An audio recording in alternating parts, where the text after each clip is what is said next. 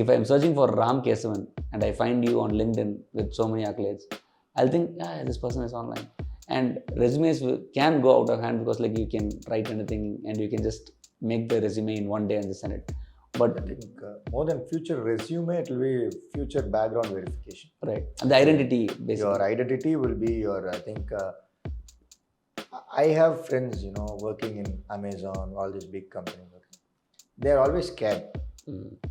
They believe that social media, they are buying personal data from social media. I'm not sure if it's true or not, but it is a belief that all these guys working inside have, that all their staff's social media accounts data is being purchased by these big companies to view their HR, what BGV, they are, background post joining. What they say about the company. What they say about the company. So everything, what you share. It could happen, yeah. They say they believe it is happening. Right. They believe. So. And they'll not be able to find out whether it's true or not. Right. And it's very scary because you can't talk shit about it. And they even say how it's happening. They say, no, they have a third-party vendors. The company directly does not buy it. So an HR agency does this interview. It's a contract labor or something like that. So these guys, they say, they know everything about me. I cannot escape the system. If I go out of the system, this is shared to the next HR. So it is a black mark against me. Right. So it's not your digital resume, it is your digital lock. Right. It's a history of your digital footprint, basically. So you have to be good branded on digital media. So more than being a good person offline, you have to be a good person online. So same, we spoke about how it has affected the business people, how it has affected the politician, how it is going to affect every individual, even the last man who is going to stand in this rat race. Even it is affecting him in every way. Right. When all these big companies, they thought it is a way of monitoring us, but now it backfires.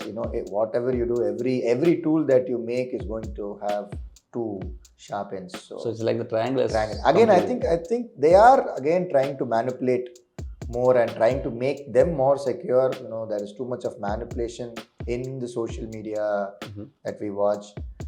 But that is going to be their downfall. So they will again, let it free for some time. So it is going to be a cycle of vittu. Yeah. So and this positioning right now does not just mean for big brands and big politicians. It's going to be for like individuals who want to thrive in the society, who want to be seen as a valid thing. And I've also seen this where.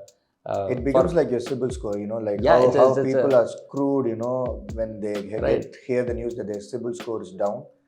It becomes their digital lifestyle score or something. Yeah, and these detective agencies, when they choose. And now they can buy data. Yeah, they can ask data. I was. So they know everything, whom you call, because I had a very unfortunate event when I was in my school.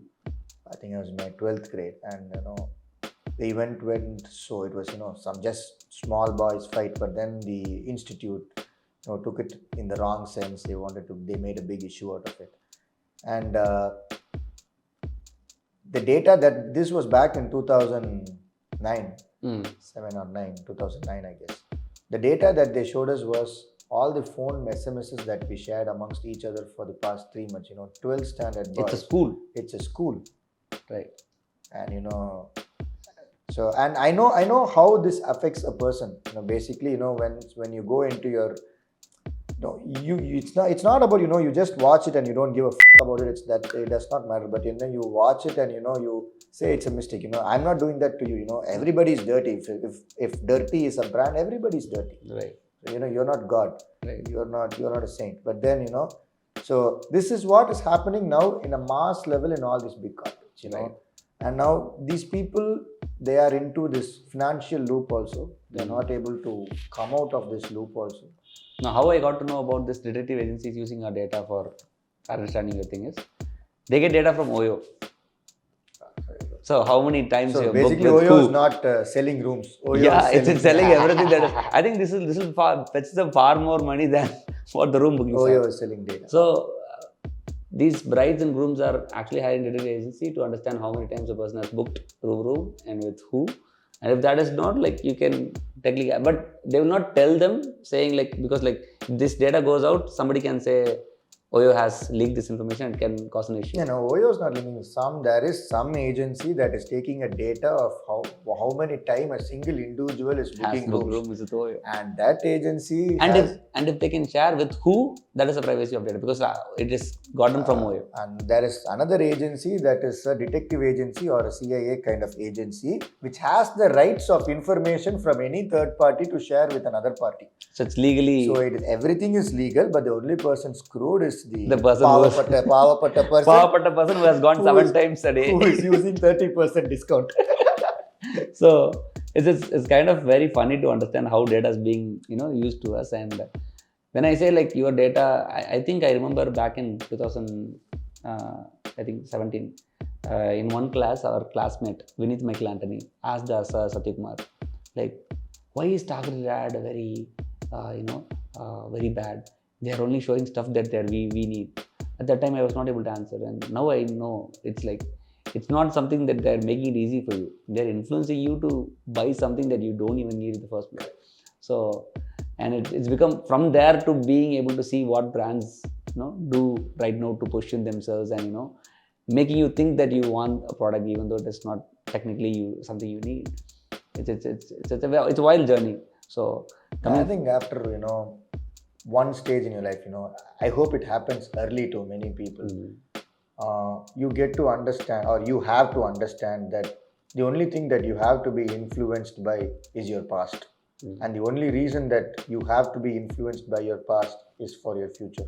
Right. And you make the conscious decisions. And you have to make the decision in the present. And nothing other than that should have the power to influence you. You can whatever can happen, but if that happens, you live like a child. You live like a baby, because when you're born as a baby, fire might be your first bad experience, and then you never touch fire till you die. You're always scared of fire. Right. So same thing. Impactful learning. Nobody influenced you to do that. So we buy products that we don't need technically. So having yourself positioned as the right set of person defines who you are, and as a business, it gives opportunity for you to grow. And as you said, for politicians, it's going to be positive and negative. Again, being influenced, whatever happens, a lot of things are going to be personally branded or personally positioned, whatever it is. But then, as an individual, to make the right decision that you have to make. You have to understand that the only thing you have to be influenced is by your past, and the reason to be influenced is for your future. True. And how to make it work for your future is to work by the decision that you make in the present. This is what all your Zen guys have been telling it from the past, but for the current generation, for the people who are on social media, who are all these netizen guys, for the young guys, this is how I think you have to communicate this message. Your influence should not be you choosing what food that you eat should not be because of seeing some person on Instagram going to some restaurant and telling, hi, inda saapadu romba nalla irukku, na idha saapten. It should not be that. It should be good for your stomach in the past. It should give you proper shit in the morning. It should make your stomach feel good as when you eat. Right. So that you don't buy on impulse, but you buy on actual impact or live like a baby. Live like a baby. Yeah. So I think we've gone from every time we start with business and we go to philosophy. So that's kind of how I think sometimes science does not have the answers for everything. That's how we have religion, and religion is nothing but philosophy. Right. Set of philosophical rules put together with a brand, personally branded, is religion. A personally branded philosophical rules, values is Christianity through Jesus, Hinduism through certain set of gods, there you have it, guys. Buddhism through Buddha. Yeah. But it's all just philosophy. I think the only personal brand that we didn't go is religion. Religion, yes, the biggest of all. Yeah. So with that being said, I think we can end this episode, and we'll probably do another one with for the religion also, how religion started and how they marketed it. So that's it for today's video. Thank you so much for watching. And this is Guhan and Ram K7 signing off. Take care. Bye. Reach Skyline. Embrace digital.